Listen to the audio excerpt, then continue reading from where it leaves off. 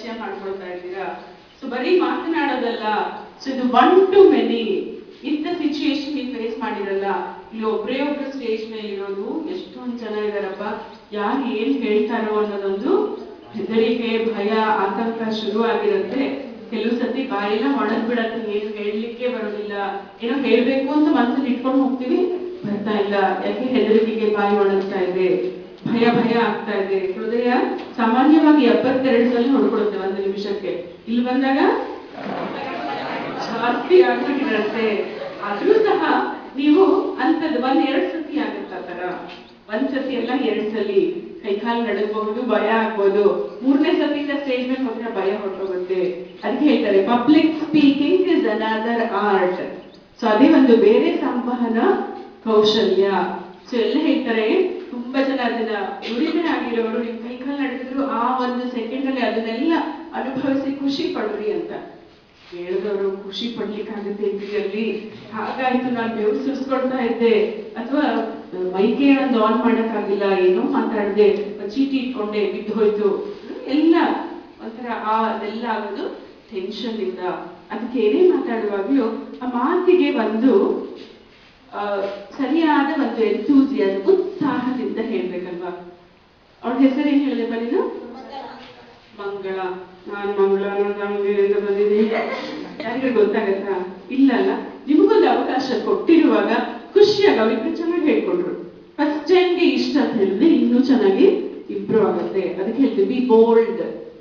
So ಧೈರ್ಯವಾಗಿ ಹೇಳ್ಬೇಕು, enthusiastic, ಉತ್ಸಾಹದಿಂದ ಹೇಳ್ಕೊಳ್ಬೇಕು.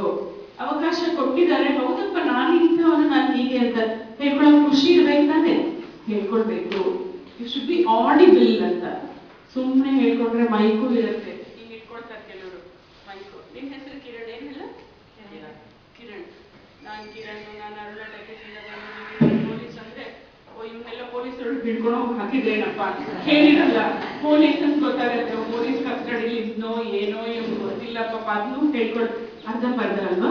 ಸೊ ಯಾರು ಕೇಳುವವರಿರ್ತಾರೆ ಅವ್ರಿಗೆ ಸರಿಯಾಗಿ ಕೇಳುವಂತೆ ಸಹ ಮಾತಾಡಬೇಕು. ನಮ್ಗೆ ಮುಖ್ಯವಾಗಿ ಸಂವಹನ ಕೌಶಲ್ಯ ಯಾಕೆ ಬೇಕು ಅಂದ್ರೆ ನಮ್ಮಲ್ಲಿರುವಂತಹ ಒಂದು ವಿಷಯವನ್ನ ಇನ್ನೊಬ್ಬರಿಗೆ ತಿಳಿಸ್ಲಿಕ್ಕೆ.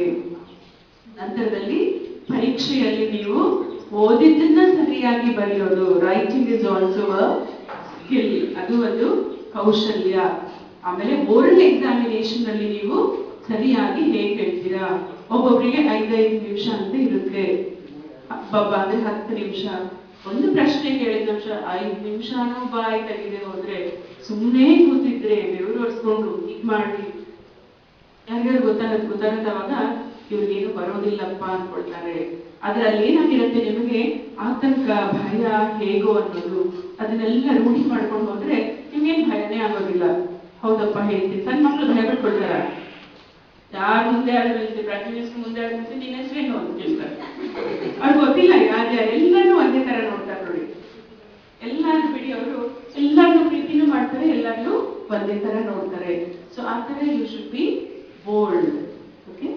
ಸೊ ಈಗ ಸಂವಹನ ಕೌಶಲ್ಯದಲ್ಲಿ ಏನಿರುತ್ತೆ, ನಾವು ಇನ್ನೊಬ್ಬರಿಗೆ ಹೇಳ್ತೀವಿ, ನಮ್ಮಲ್ಲಿ ಒಂದೇನ್ ವಿಚಾರ ಇದೆ ಅದನ್ನ ತಿಳಿಸ್ಕೊಡ್ತಾ ಇದ್ದೀವಿ ಅಂತ ಫಸ್ಟ್ ಪಾಯಿಂಟ್.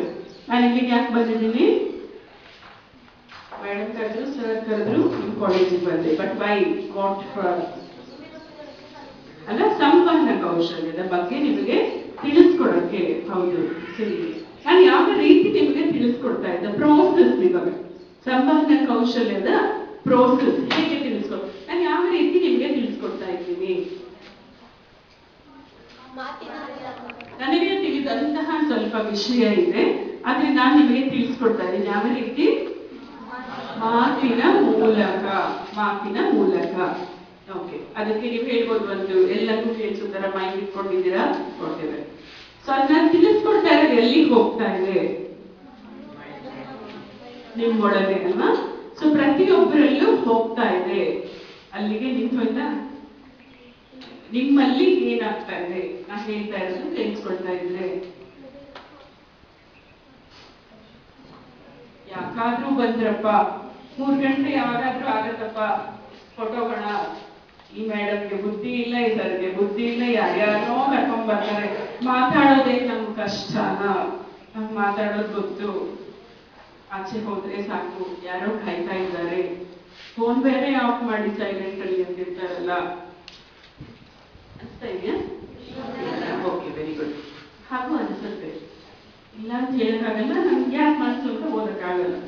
ಅದು ಒಂದು ಪ್ರತಿಕ್ರಿಯೆ ಕೆಲವರಲ್ಲಿ ಇರ್ಬಹುದು. ನಾ ಹೇಳ್ತಾ ಇರೋದನ್ನ ಎಲ್ಲಿ ಗ್ರಹಿಸ್ತಾ ಇದೆ ನಿಮ್ಮ ದೇಹ, ಸೊ ಅದಕ್ಕೆ ನಿಮ್ಮ ಬುದ್ಧಿ ಸಹ ಉಪಯೋಗಿಸ್ತಾ ಇದ್ದೀರಾ. Which are the important points ಅಂತ ನೀವು ಗ್ರಹಿಸ್ತಾ ಇದ್ದೀರಾ ಅಲ್ವಾ? ಬುದ್ಧಿ ಮೂಲಕ ಯಾವುದು ಬೇಕು ಅಂತ ತಗೊಂಡು ಆಯ್ತು. ಆದ್ರೆ ಒನ್ ವೇ ಟ್ರಾಫಿಕ್ ಅಲ್ಲ, ಟೂ ವೇ ಟ್ರಾಫಿಕ್ ಅಂತ ಹೇಳ್ತಾ ಇಲ್ಲ. ಸೊ ಈಗ ನಾನು ಏನ್ ಹೇಳ್ತಾ ಇದ್ದೀನಿ ನನಗೂ ಸಹ ಗೊತ್ತಾಗ್ಬೇಕಲ್ಲ.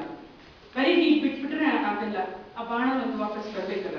ಒಂದು ಸರ್ಕಲ್ ಮಾಡಿದ್ರೆ ಅಲ್ವಾ, ಹೀಗೆ ಚಕ್ರ ತಿರ್ಗೋತಾರೆ. ಹಾಗೆ ನನ್ಗೆ ಹೇಗೆ ಗೊತ್ತಾಗ್ತಾ ಇದೆ, ನೀವು ನಾ ಹೇಳಿದ ಅರ್ಥ ಮಾಡ್ಕೊಳ್ತಾ ಇದ್ದೀವಿ. ಎಷ್ಟೊಂದು ಜನ ಇದ್ದೀರಾ ಇಲ್ಲಿ? ಎಷ್ಟು 80, 60, 100 ಲೆಕ್ಕನೂ ತಪ್ಪು. ಓಕೆ, 50ರೊಳಗೆ 50 ಜನ ಅಂತ ಇಟ್ಕೊಳ್ಳೋಣ. ಸೊ ನನ್ಗೆ ಹೇಗೆ ಗೊತ್ತಾಗ್ತಾ ಇದೆ, ನಾನು ಹೇಳ್ತಾ ಇರೋದು ನಿಮಗೆ ತಿಳಿತಾ ಇದೆಯಾ? ನೀವು ನಾನು ಹೇಳಿದ ಪ್ರಶ್ನೆಗೆ ಅಷ್ಟೇ ಮಾತಾಡ್ತಾ ಇದ್ದೀರಲ್ಲ, ಉತ್ತರ ಕೊಡ್ತಾ ಇದ್ದೀರಾ. ಅದು ಸಹ ನಾನು ಹೇಳ್ತಾ ಇರೋದನ್ನ ನೀವು ಹೇಗೆ ಗ್ರಹಿಸ್ತಾ ಇದ್ದೀರಾ ಅಂತ ನನಗೆ ಹೇಗೆ ಗೊತ್ತಾಗುತ್ತೆ?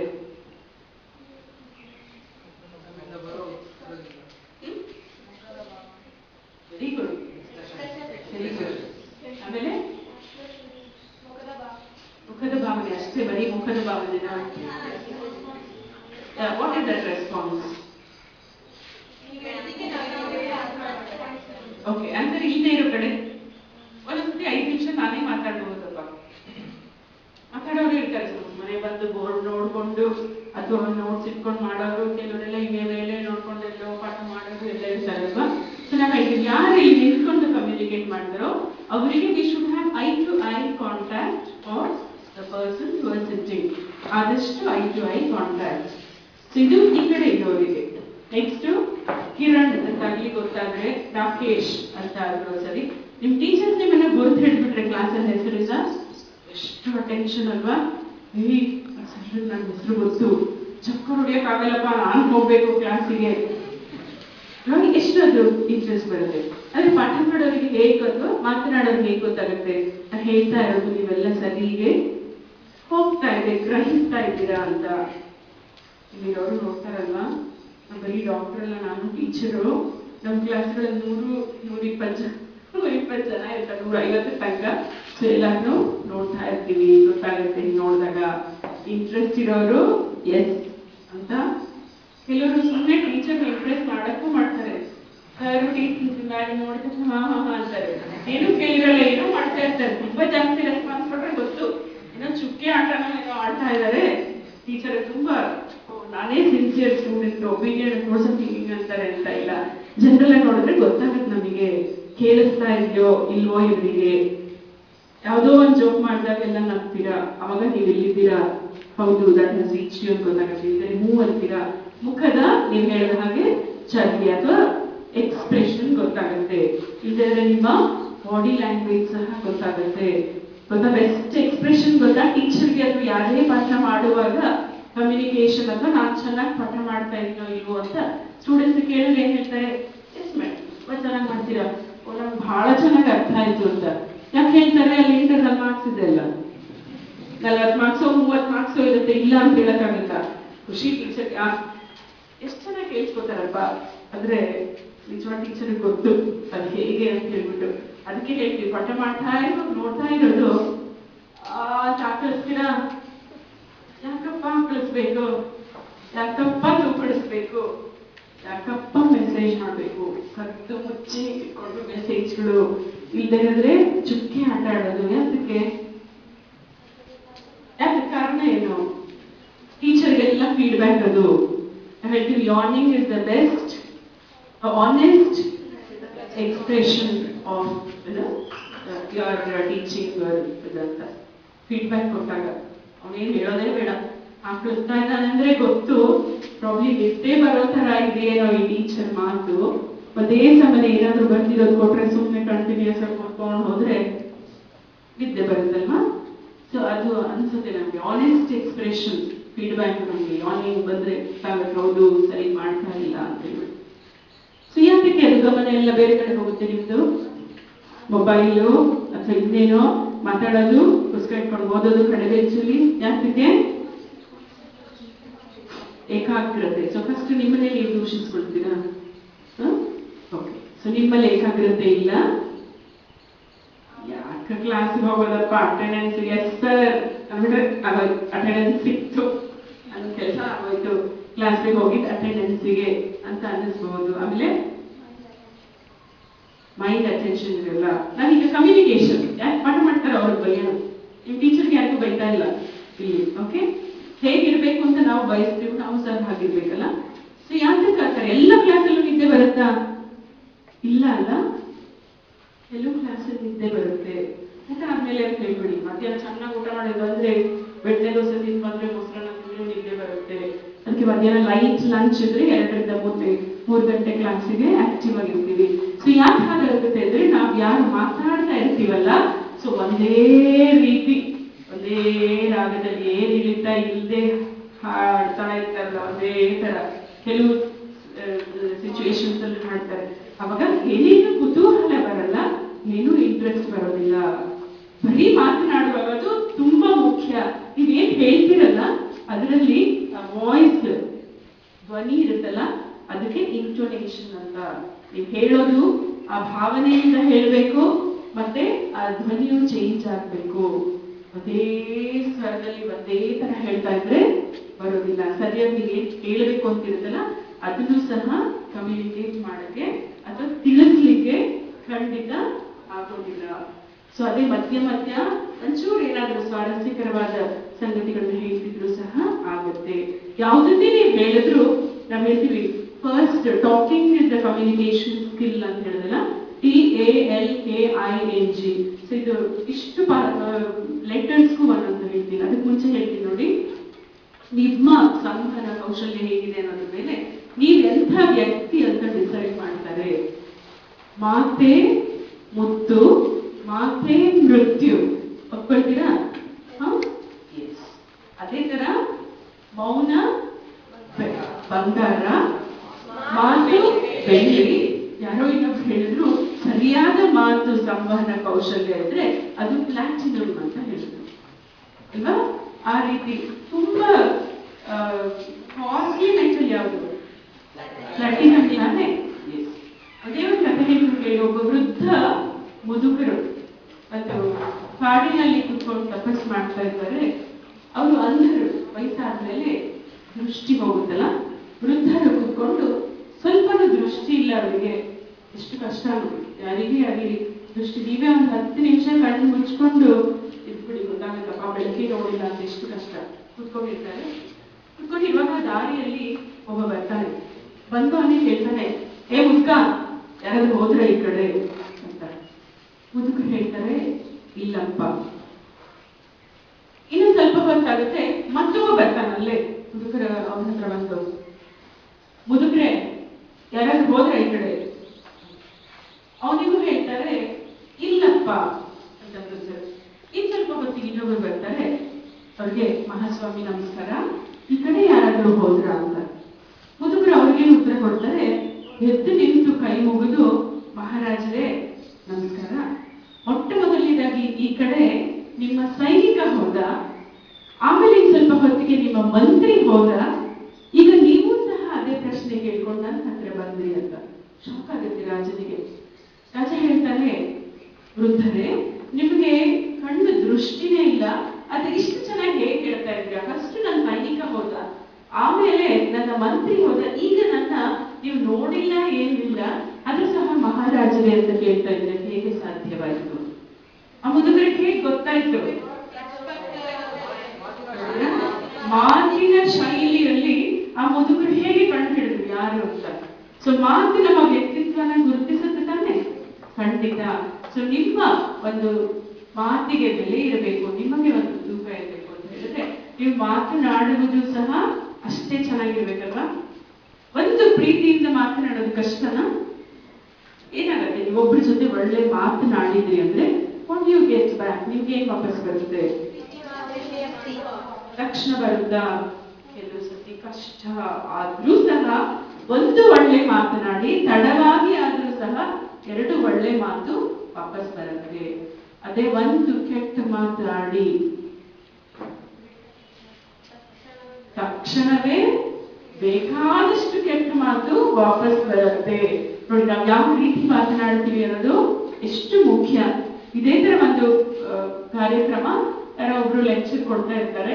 ಇದನ್ನೊಂದು ಪ್ರವಚನ ಅಂತ ಏನಾದ್ರು ಇಟ್ಕೊಳ್ಳೋಣ. ಒಬ್ಬ ಬರ್ತಾನಿಗೆ ಬಂದ್ಬಿಟ್ಟು ಏನ್ ನಡೀತಾ ಇದೆ ಇಲ್ಲಿ ಅಂತ ಹೇಳ್ತಾನೆ. ಅದು ಯೂಶಲಿ ಅಲ್ವಾ, ನಮ್ಗೆ ಗೊತ್ತು, ದೇವಸ್ಥಾನಕ್ಕೆ ಬಂದ್ರ, ಯಾಕೆ ಮಾತಾಡಿಸ್ತೀವಿ? ಹೋಟೆಲ್ಗೆ ಬಂದ್ರ, ಸಿನಿಮಾಗ್ ಬಂದ್ರ, ಯಾಕೆ ಹೇಳ್ತೀವಿ? ಅವ್ರ ಜೊತೆ ಮಾತಾಡ್ಬೇಕು. ನಮಗ್ ಗೊತ್ತು, ಹೌದಪ್ಪ, ನಾವು ಸಿನಿಮಾಗ ಹೋಗಿದ್ವಿ, ನಮ್ಮ ಪಕ್ಕನೇ ಕೂತಿರ್ತಾರೆ, ಗೊತ್ತು ಅವ್ರಿಗೆ. ಬೆಂಗಳೂರು ಬಸ್ ಇಟ್ಕೊಂಡು ಓಕೆ ಬೆಂಗಳೂರು ಹೊರಟ್ರ ನಾನ್ ಸ್ಟಾಪ್ ಆದ್ರೆ ಇದ್ರ ಮಧ್ಯೆ ಇಳಿಬೋದು ಬಿಡ್ರಿ.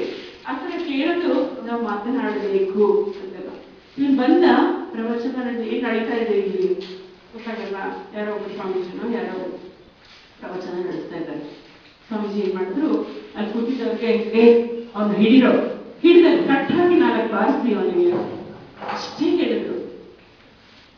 ಅವನು ಹೇಗೆ ರಿಯಾಕ್ಟ್ ಮಾಡ್ತಾನಾಗ ಏನಾಗುತ್ತೆ? ಅವನೇನಂತ ಬಂದು ಕೇಳದ, ಅಲ್ಲಿ ಏನೋ ನಡೀತಾ ಇದೆ, ಗೊತ್ತು ಅಲ್ಲಿ ಪ್ರವಚನ ನಡೀತಾ ಇದೆ, ಎಷ್ಟೊಂದು ಜನ ಕೂತಿದ್ದಾರೆ ಅಂತ ಸ್ವಾಮೀಜಿ ಏನೋ ಹೇಳ್ತಾ ಇದ್ದಾರೆ, ಏನ್ ನಡೀತಾ ಇದೆ ಇಲ್ಲಿ ಅಂತ ಬಂದ. ಅವನು ತಿಳ್ಕೊಂಡ್ರು, ಅವನು ಹಿಡಿದು ಕಟ್ ಹಾಕಿ 4 ಬಾರಿಸ್ತಿ ಅಂದ್ರು ಅಷ್ಟೇ. ಸ್ವಾಮೀಜಿ ಏನಾಯ್ತು ಅವನಿಗೆ? ಖುಷಿ ಆಗುತ್ತೆ, ನೀವು ಅಲ್ಲಿದ್ರೆ ನೀವೇನಾಗ್ತಾರೆ? ಹುಡುಗಿಯರಿಗೆ ಭಯ ಆಗುತ್ತೆ, ಹುಡುಗರಿಗೆ ಏನಾಗುತ್ತಪ್ಪ? ಇಲ್ಲ, ನೀವೇ ಕೇಳ್ತಾ ಇರೋದು, ನಾ ಹೇಳ್ತಾ ಇರೋದು. ನಿಮಗೆ ಹೇಗಾಗುತ್ತೆ ಹೇಳಬೇಕು.